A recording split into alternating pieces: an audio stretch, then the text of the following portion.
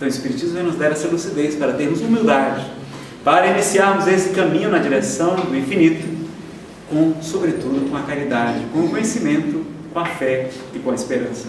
É uma mensagem de consolo, é uma mensagem de alegria, é uma mensagem que vem reviver o Evangelho de Jesus, mas não nos oferecer tão somente facilidades, não. Vem nos convidar também para buscar a porta estreita do esforço pessoal, da disciplina, da boa vontade, porque largo e espaçoso é o caminho que leva para a perdição. Então as facilidades do mundo, os apelos, do sexo irresponsável, do excesso de comida, de bebida alcoólica, dos vícios, das drogas, muitas vezes vão nos fazer perder tempo, mas ninguém também está fora das mãos de Deus. Todos somos amparados pelo seu amor. Inevitavelmente a marcha do progresso vai nos conduzir à perfeição. No Livro dos Espíritos, que em verdade são 4 livros, nós temos as causas primeiras, quando vamos estudar Deus, o mundo espiritual. Vamos estudar depois as causas primárias do mundo espiritual. Depois vamos estudar as leis morais. Nós vamos entender muito do que se passa conosco. E por fim, das esperanças e das consolações. Então esses 4 livros em um só vai ser a obra que nós vamos recomendar a vocês para conhecerem um pouquinho mais acerca da doutrina espírita. Porque aquilo muitas vezes estava na forma de alegoria, de simbolismo, de lendas do povo judeu, por exemplo.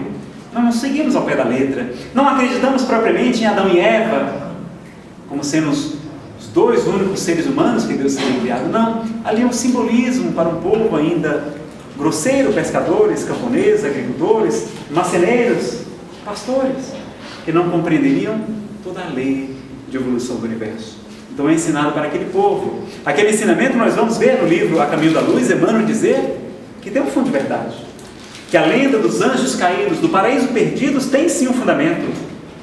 Que é um planeta numa constelação distante, constelação do Cocheiro, ou constelação de Capela, um sol grandioso lá.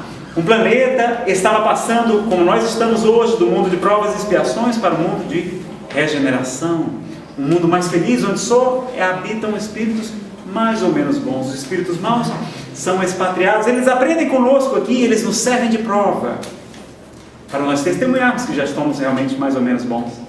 E em aprendendo conosco, eles vão evoluindo mais rápido. Então eles foram expatriados de lá um dia, há milhares de anos. Vieram em 4 grandes grupos, os chineses, os egípcios, os hindus e os chamados arianos, no norte da África, na Europa. Então vamos ver esses 4 grandes grupos realizando prodígios como as pirâmides, a medicina ayurveda, a macrobiótica, a medicina chinesa da acupuntura, milhares de anos, o yoga e tantos outros que foram trazidos há tanto tempo. Vamos compreender, portanto, esse povo vindo para cá e ajudando o progresso da Terra, reencarnando aqui, portanto, perdendo aquele paraíso, aquele mundo já mais adiantado, cheio de facilidades, de conforto, de evolução tecnológica e científica, e perdendo como se fossem anjos, entre aspas, caídos, paraíso perdido, chamada lenda de Adão e Eva. Então vemos que aquela lenda bíblica tem um fundo de verdade, que portanto devemos guardar todo o respeito sincero para todas as religiões, porque conhecemos muito pouco ainda acerca da verdade. Então vamos fazer o nosso agora espaço para perguntas. Por favor, só perguntas fáceis, mas fique à vontade para, sobretudo aqueles que estão começando pela primeira vez, têm preferência, podem levantar a mão, fala um pouquinho alto para a gente registrar aqui na câmera, tá certo? Se quiser, fala o nome também, para a gente já ir se conhecendo um pouquinho mais. Na aula passada a gente fez uma dinâmica de apresentação, na próxima a gente faz mais uma, tá certo? A gente ir conhecendo o nome de cada um de vocês, os crachás já estão quase prontos, e nós vamos então agora para perguntas. Quem tem alguma dúvida sobre a questão? Eu queria fazer uma pergunta. Pois não, como é que você chama mesmo? Daniel. Você falou aí que aquelas que a gente diz, a gente não vai ganhar na Mega Sena, que a gente não merece, acredito que talvez seria um malefício para a gente, E essas pessoas que a gente vê de extrema miséria, de sofrimento, pessoas que nascem até com uma deficiência física, que não tem a quem recorrer. Eu queria que você explicaria isso, em função do que faz tanta diferença nesse mundo, Muito bem. Divaldo Pereira Franco, no seminário Estudando a Depressão, ele fala que Deus não pune, Deus não castiga. Como pode a suprema inteligência do universo castigar a ignorância? Como pode o mais sublime amor castigar a simplicidade? Então Deus não pune, Deus não castiga, Deus ama. Mas Ele tem leis, a lei de causa e efeito. Então nós vamos responder pelos nossos atos. Se eu, por exemplo, pegar agora um machado e amputar o meu braço, vocês vão achar que Deus é injusto? Não. Tive o livre-arbítrio, não resolvi cortar meu braço. Vou ficar sem aquele membro até o final da vida. E que dizer, portanto, se nós machucarmos o nosso corpo físico de maneira a prejudicar o nosso perispírito, que recebe sim a influência do nosso corpo espiritual, que nos adoece ou que nos propicia a saúde. Então, por exemplo, imagine uma pessoa que atenta contra a sua própria vida, que dispara um projétil contra o cérebro, atingindo os centros da fala, e pode, muitas vezes, lesando o seu perispírito, reencarnar, se não foi tratada no mundo espiritual, reencarnar com a sequela do seu ato. Então nascer com o problema da mudez, da cegueira, da idiotia.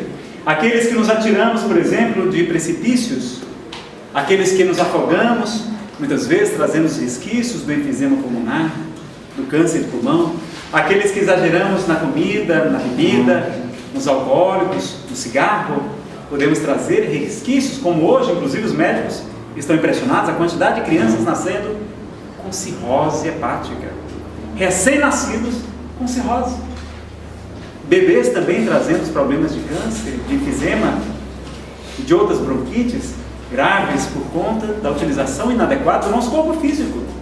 Então não é Deus que nos castiga, apenas nós estamos trazendo as sequelas, as consequências dos nossos atos. Aquelas pessoas que passam muitas vezes pelas provas da dificuldade, que vem numa cadeira de rodas, na prova da paraplegia, assim por diante, estão apenas ali se recuperando naquele corpo físico. Aquele corpo físico vai ajudar a drenar e a recompor as estruturas que foram lesadas do corpo espiritual, e o espírito se libertará dali, muitas vezes em pouco tempo.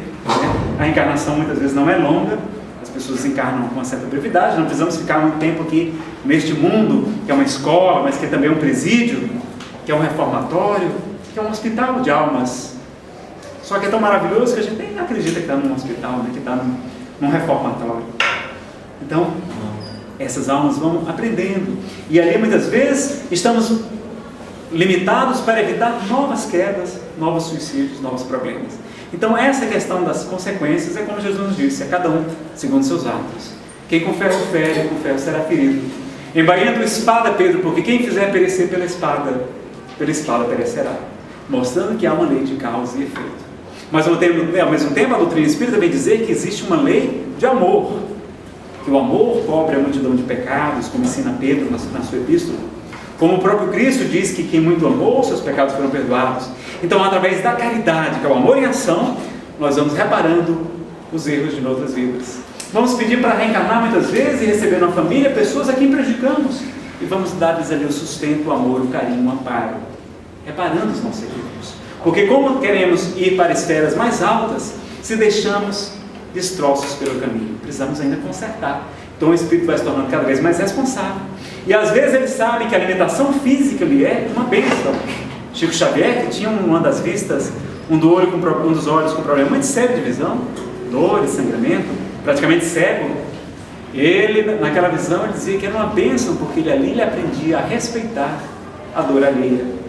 E que era muito difícil alguém passar por uma vida com muitas facilidades, sem que caísse no orgulho e no egoísmo.